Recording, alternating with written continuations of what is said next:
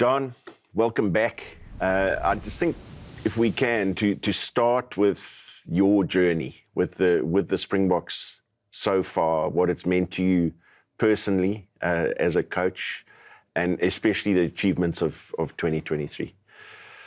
Yeah, well, it was a lucky journey, man. Last 4 years whatsoever, we won a couple of things.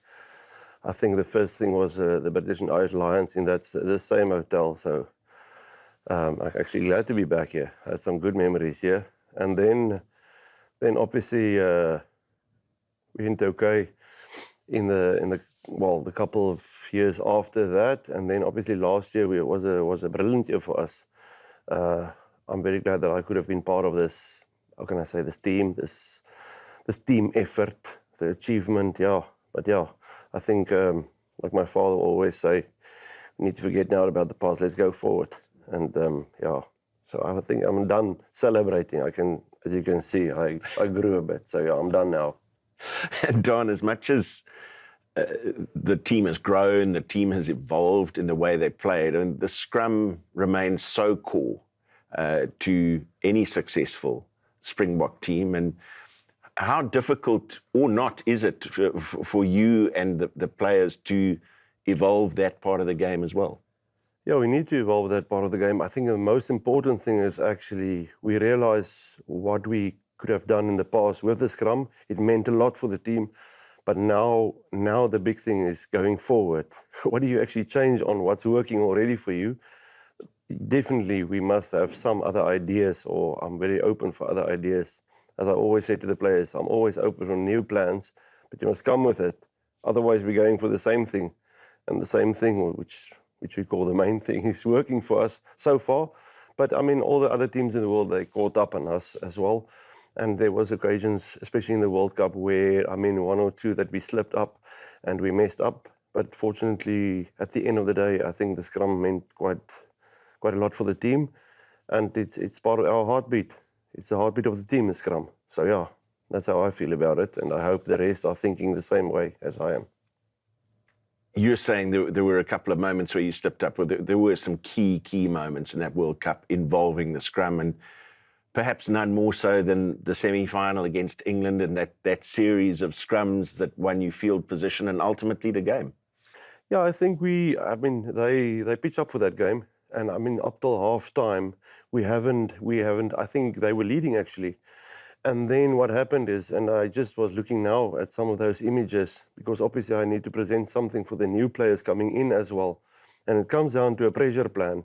If Kutsi and France or whoever was starting, I can't remember now, if they weren't doing their job, or the first 8 on the team in that scrum, we wouldn't be able to be so performant the second half. So unfortunately, every scrum must count. It doesn't matter who's playing and how long you're going to play. If you're giving your everything every time, then the pressure plan will pay off at the end of the day. And it worked out well for us, especially in that game. I mean, sometimes they make a big thing about one player, but it's not a one-player thing. It's not a one-man show. It's a team effort. And once everybody's buying into that, yeah, man, it's a lucky thing. How blessed do you feel to be able to work with the kind of raw materials that you do at this level? They're not raw, they're big. There's some big pieces. We're actually fortunate to have these kind of players, and I must say, I'm blessed. I can't ask for more. What I can ask for is give more, always. And I will always ask for more. They know me. But I must say, no, we're fortunate. And if you're looking all the talent in the South Africa as well, I've been visiting now all the Varsity Cup sites. I can't tell you how much talent there is in this country. So we must just get them to work hard, because I think at the end of the day, like, work hard will pay off. The end of one 4-year cycle ended with a Rugby World Cup win. You're launching another one now ahead of a massive international season in 2024. How much temptation is there to keep things the same, or do you feel you have to have an element of a reset and look at new ways of doing things? I think we need maybe to have a reality check as well on ourselves and see what worked well for us. And obviously we must like you said earlier, we must evolve as well. But going into the new 4 years, some stuff worked for us, some stuff worked very well for us, but we need to have a check on, some of the stuff where we can actually be better. What's going to change, we'll probably see soon. But how can I say, I'm very fortunate being part of this going forward for the next 4 years, yeah. Daan, live scrums at training sessions have become just the norm. And it wasn't always that way, but I can hardly remember, if ever, there was a session against a scrum machine since you've been involved. So how important is that for your players to apply what you're trying to get across to them, but against each other and learning of each other in real time? Now, to be very, very honest with you, there's nothing that you can learn from a scrum machine. Maybe, it's normally someone is pushing you back, but a scrum machine is never pushing you back. And I don't think we never used it in the last 4 or 5 years. We haven't touched the machine. I don't think it's important. I don't think it's not a real feeling. It's not a real. And as always, like to all the players, I always tell them, and they say to me, you can ask a lot of the players that coming after the game and said, listen, this was a lucky day at the office. I say, how can that be? He said, because the training sessions is harder than the games. So we always try to be like that. Obviously, going into a test week, it's not always possible having the same amount scrums, always aiming. I think one of the best stats that we had last year was we had 12 live scrums in 15 minutes. And that's where you actually want to get to. But it's not every week doable. But we will carry on doing that. I can promise you that. It works for us so far.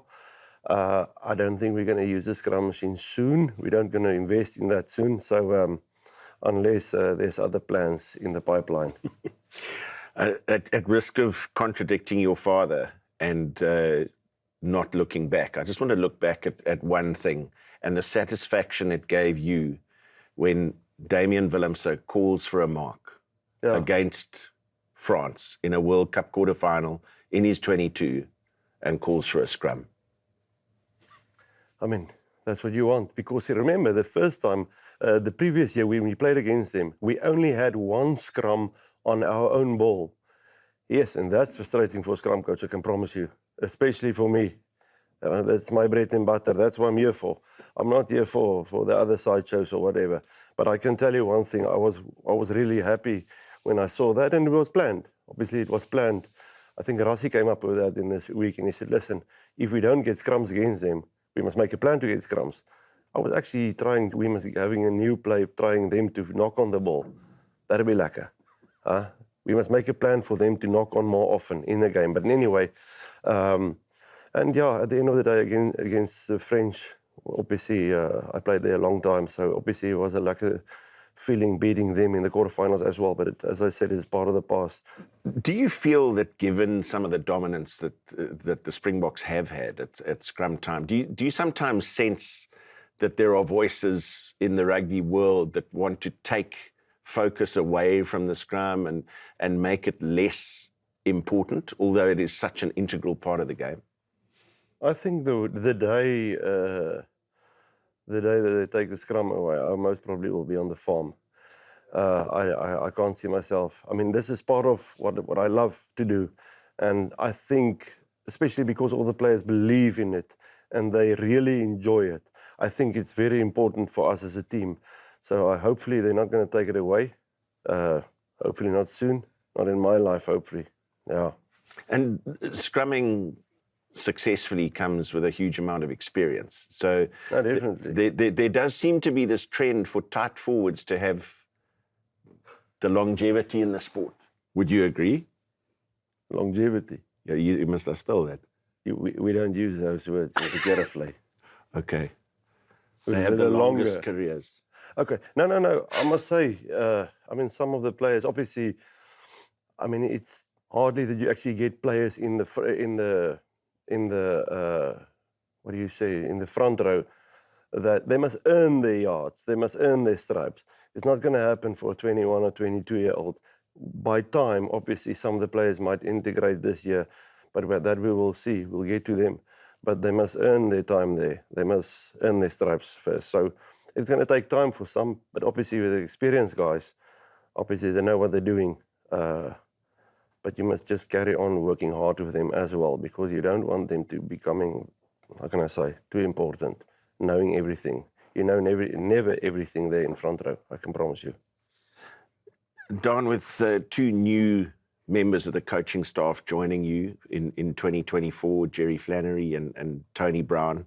I'm not sure that Tony will be able to tell you anything about a scrum, but how important is it as you reset and refresh to have those different opinions, those different voices in a management team in order to evolve and grow as an environment? No, I think it's important. I'm actually we're very glad that we could get the type of guys in that it's been picked, Tony and Jerry.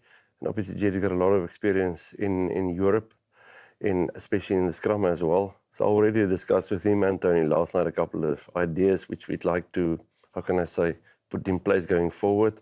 But I like it. I really enjoy it because obviously they got another vision. Tony, who's from New Zealand, he's got another look on the scrums like we do it on it. But he said already, listen, we're not going to change everything. I can promise you it's working. We're going to carry on with what's working. And obviously we might surprise them with 1 or 2 things. We'll see. And these alignment camps have been such an important part of the growth of the Springbok environment and integrating younger players. You said they've got to earn their stripes, but how important to spend time with them and just try and get across what it means to be part of this environment? Yeah, I think, obviously they're coming from different franchises, and I'm not sure 100% how they're doing there. Although the scrum doesn't differ, it's actually quite easy to see who's going forward and who's going backwards. But the way that we do it, it's quite important, and to let them understand as well how we do it. This is what's working for us, but you must have your input. You must bring it. You can't be a passenger here. If you put on a jersey 1 to 8, you must bring everything every time. So obviously, I think it's very important. They must understand how we do it and what's working for us and what's not working for us. As I said earlier, there was 1 or 2 occasions which some of the scrums maybe didn't work for us as good as it's supposed to be. But yeah, we'll get there. We're still working. And how important for you as well to have players playing in different countries, different leagues, and take somebody like Steven Kitsoff as an example, having played his professional career here, having spent some time in Bordeaux, now at Ulster, and the different approaches to the scrum from different countries. Yeah, I think it will be like a discussion when I catch up with him, when you see him soon, to find out how do they see things. And obviously we're never too old to learn something. So hopefully we can learn something that he can bring from Ulster maybe, and some of the guys maybe from France or wherever in England where they're playing. We'll see. It will be interesting. It's quite important to have them, but as I said, we need all the ingredients. It's not a one-man show, it's a team effort. So we will take any input to get us better. We'll take it. And another ingredient is the addition of another Free Stater, Jaco Paper. Very important from a technical point of view to have Jaco's input. I know he has been in the environment from time to time, but good to have him along as well, not only socially, but also from a technical perspective at scrum time. He's not a very social guy, very humble and, in his room all the time. But anyway, he knows the laws, he knows the rugby world, he knows every department in the game. And I think not just the laws, the technical understanding. And I think it's very important for us going forward to having someone like him with his experience. I think it's going to add a lot of value. Daan, just reflecting for you personally, your growth as a coach, as a person, being part of this Springbok setup, how special has that been for you? No, it's been very special. As you can see, I grew a lot after the World Cup in body. But no, I really enjoy what I'm doing, and obviously I obviously need a way to get the message across again, although it's very basic and simple. But getting better and always striving to be better. And I'm surely with all the help of all the coaches, we'll get away to going forward and even being better. And as you said earlier, you were here in this hotel ahead of a Lions series, a very weird time for everyone, that Lions series and the rugby championship that followed. And 2022 and 23 were having to cram a lot into a shortened space of time. And how exciting is it for you now to have this picture, this runway of 4 years to take that growth and that evolution to another level? That's a big question, eh? Huh? How can I say? We had some great memories in this hotel. And obviously, it was a tough time as well, but a very interesting time, which was enjoyable. I think we as a management actually grew a lot here in this hotel and we got closer. But anyway, no, obviously it's been working. It's another 4 years. We'll see what's going to happen. We'll take it day by day. And obviously the main result and the main aim would be obviously, I would say, the next World Cup in 2027. But the main important thing is, I think the most important thing is aiming for the first next game, which is important. I don't think we will look further every week to the World Cup at the back of the mind. I think every step we'll take it, and then we'll see what's happening. And that first game is at Twickenham against Wales in June, a younger Welsh team that is showing some good signs. But it's difficult not to look at those 2 test matches against Ireland here in South Africa and how special those will be, given the banter, sometimes not such friendly banter between the fans of the 2 countries. It should be a special series. No, it's going to be definitely special after all that singing that they had in the Stade de France last year. Hopefully we can calm them down early in that game. So there's no singing allowed. So yeah, but anyway, we'll see that. But I don't think we're going to concentrate first on them. We first must get the right guys in here, which is the main thing, and there is a main aim for this week. So get the right guys in here, get them on the same mindset as we are, and then obviously we will aim for Wales. Yeah, definitely we'll make a couple of plans already way before that for Ireland. But yeah. You spend quite a lot of time preparing as a Springbok team in Cape Town. I mean, do you use that opportunity to spend quality time with one of your great friends, Hanyani Shimange? Yeah, unfortunately, I need to see him this week again. So yeah, I'm looking forward to see him again.